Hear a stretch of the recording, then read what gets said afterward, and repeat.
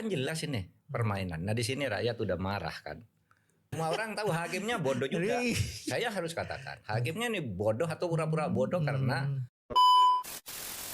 Bismillah, Assalamualaikum guys. Jumpa lagi di channel Jurnal Terupdate. Oke guys, jadi pernyataan Mahfud MD di podcast mantan Wakil Ketua KPK Bambang Wijayanto sungguh mengejutkan.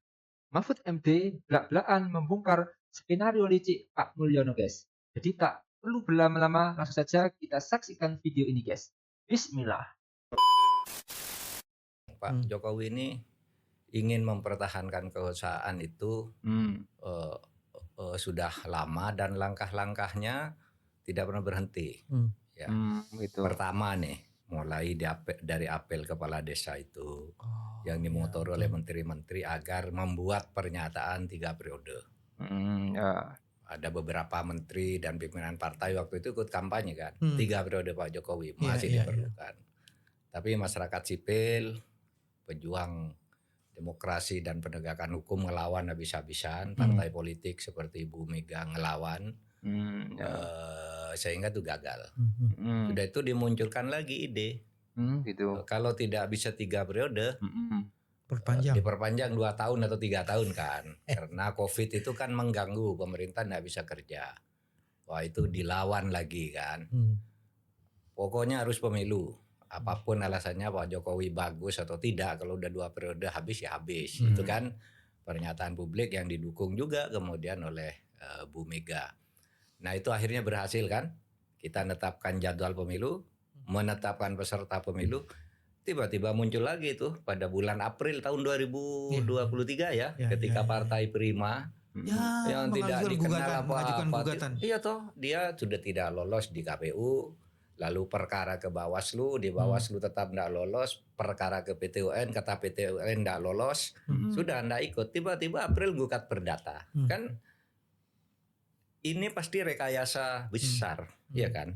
Masa orang tidak tahu bahwa masalah pemilu kok dibawa ke pengadilan perdata? Semua orang tahu hakimnya bodoh juga. Saya harus katakan hakimnya ini bodoh atau pura-pura bodoh karena sesuatu. Kan tidak mungkin pemilu kok diadili perdata. Dan itu tiba-tiba kapan gugatnya Partai Prima tuh seperti apa kekuatannya gitu, tiba-tiba menang kan. Yang isinya itu bukan hanya mengabulkan permohonan perdata, tapi meminta KPU menunda keseluruhan proses pemilu. Bayangkan nih udah bulan April tahun 2023. Kan konyol banget tuh. Sudah kurang 10 bulan kan pemilu waktu itu. Wah rame se-Indonesia gitu. Itu tahap terakhir. Sudah itu kita gagalkan juga, Oke, enggak jadi presiden. Sekarang masuk ke MK. Ya kan, alat kependudukannya harus MK. Kalau saya enggak dapat anak saya kan gitu kira-kira. Gitu ya. Pakai lagi setelah itu. Ribut lagi kan, ribut. Dan Putusan itu emang. jelas melanggar konstitusi, melanggar kepantasan dan sebagainya. Tapi kan ada dalil dalam hukum itu, apa yang putuskan oleh hakim itu mengikat. Ya kan, meskipun Gibran salah, ya mengikat. Konstitusi mengatakan putusan MK final dan mengikat meskipun itu salah kan gitu. Nah kalau salah kok mengikat, ya hakimnya dong yang ditindak. Terbukti kan hakimnya, ketuanya harus berhenti, terbukti melanggar tuh. Tapi karena hukum mengatakan apa putusan hakim itu kalau sudah inkrah nggak bisa dilawan ya. Di semua proses itu Mahfud ada yang menarik. Hukum, penegakan hukum dan badan hukum menjadi instrumen dari kekuasaan. Iya itulah. Makanya saya katakan ini udah busuk semua, sudah dibusukkan semua. Karena sesudah itu, sudah Gibran enak muncul lagi tiba-tiba di MA putusan kan, MA. yang Kaisang ingin masuk. Dan itu memang untuk Kaisang aja kan. Sesudah itu yang menyatakan mau calon kan hanya Kaisang. Iya kan? Saya siap menghadapi Ridwan Kamil, saya siap menghadapi Anies, saya mau ikut. Kan gitu dia sesudah ada putusan itu. Kan jelas ini permainan. Nah di sini rakyat udah marah kan. MK lalu meluruskan dengan putusan tanggal 20 tuh ya 20 ya. Betul. Meluruskan itu enggak benar, Kaisang enggak boleh kira-kira gitu. Menurut konstitusi sudah benar undang-undangnya. Kemudian partai yang dikatakan partai politik peserta pemilu itu punya kursi atau tidak punya kursi sama asal bergabung dalam kesetaraan angka kan gitu. Nah ini yang gila lagi rekayasanya kan. Begitu putusan itu ada, sorenya itu Menkumham kan dipanggil oleh presiden. Ya, pagi putusan jam 10, sore menghadap. Tahu-tahu besok balik ngundang untuk perubahan undang-undang pilkada.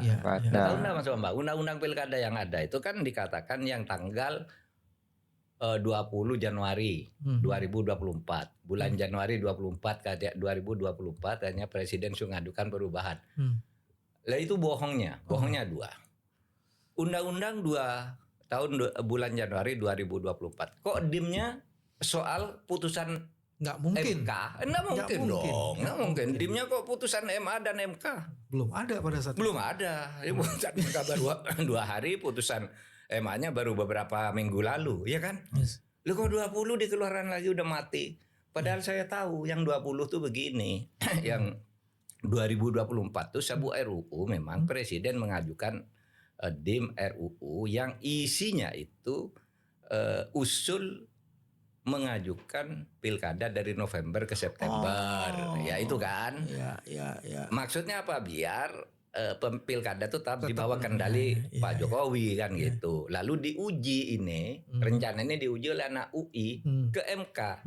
Yang diuji pasalnya itu, pasal bulan November tuh boleh digeser enggak boleh nggak kata boleh. MK mengatakan tidak boleh. Enggak boleh. Lalu RUU ini kan masuk kota ada. Tiba-tiba dikeluarkan sekarang. Nah, tentu kita boleh curiga dong. Wah ini kemarin Menkumham dipanggil. Ya kan? Dan ketika di DPR Menkumham Pak Duduk aja bilang kalau DPR begitu ya kita setuju. Nah gitu jawabannya. Nggak ada pembahasan apa-apa seperti ini. Nah itu satu. Oleh sebab itu ini harus bisa dianggap keberhasilan perjuangan kita di satu segi ya. Tapi juga harus hati-hati karena seperti kata Mas Bambang tadi, ini masif sekali kan masyarakat. Kesadaran muncul di mana-mana. Nah, meskipun kemungkinannya tidak besar, masyarakat harus hati-hati juga mengukur ini. Yang penting menurut saya sudah ada kesadaran itu dan Pak Jokowi ya kita antar berhenti gitu. Jangan sampai dalam waktu pendek itu dengan alasan rakyat kok ribut terus lalu misalnya mengeluarkan hukum darurat dengan dekret, ya kan? Peralihan pemerintahan ditunda karena rakyat ribut. Itu bisa saja meskipun sangat kecil kemungkinannya, kecil. Itu bisa. Analisis nakal orang yang banyak bacaan pasti sampai situ. Ini jangan sini lah bisa terjadi gitu. Nah, ini mari kita menghimbau masyarakat. Ini diukur saja sekarang. Sekarang dalam pandangan banyak orang Pak Jokowi kan ya sudah lumpuh kan dari sudut ini mengeluarkan rekayasa apa lagi? Udah kurang 6 minggu kan? 7 minggu. Itu tidak bisa melakukan sesuatu yang. Oke guys, jadi Pak Mahfud MD baru-baru ini membongkar rencana licik yang diduga melibatkan Pak Mulyono, seorang tokoh penting dalam politik nasional. Mahfud MD mengungkapkan bahwa situasi politik saat ini sangat memprihatinkan dan penuh dengan intrik. Mahfud MD mengatakan, sekarang pengadilan digunakan sebagai alat untuk mempengaruhi keputusan politik yang mana sangat berbahaya untuk masa depan negara kita. Awalnya bersyukur masyarakat sudah semakin sadar dengan gelagat rezim Pak Jokowi yang ingin memperpanjang masa jabatan kekuasaannya, bahkan hal itu sudah lama diketahui. Kemudian Pak Mahfud menjelaskan, pertama kali Pak Jokowi melakukan rencana perpanjangan masa jabatannya itu menjadi 3 periode terjadi pada Maret 2022 yang diinisiasi oleh Abdesi dan beberapa menteri serta pemilu 2024. Kemudian Pak Mahfud juga mendapati Pak Jokowi ingin menjadikan status kedaruratan COVID-19 sebagai alasan untuk memperpanjang masa jabatan presiden. Karena gagal, kata Pak Mahfud, maka didapati upaya lain berupa mengintervensi MK agar memutus perkara uji material norma batas usia calon presiden dan calon wakil presiden agar putra sulungnya Gibran Rakabuming Raka bisa ikut. Selain itu, beliau juga menyampaikan dirinya mendapati politisasi hukum oleh Pak Jokowi dan kelompok pendukungnya untuk menjadikan masa jabatannya hingga 3 periode. Sebagaimana terjadi pada tahun 2023 melalui gugatan perdata Partai Prima ke Pengadilan Negeri Jakarta Pusat terkait proses pendaftaran partai politik pemilihan presiden Pilpres 2024, guys. Namun, Mahfud MD memandang masyarakat yang sudah mulai sadar dengan tindak tanduk Pak Jokowi memperpanjang kekuasaan. Jadi mungkin itu guys yang bisa saya sampaikan untuk video kali ini. Bagaimana menurut kalian soal video ini? Tulis komentarnya di bawah ini guys ya. Saya pamit dulu. Wassalamualaikum warahmatullahi wabarakatuh.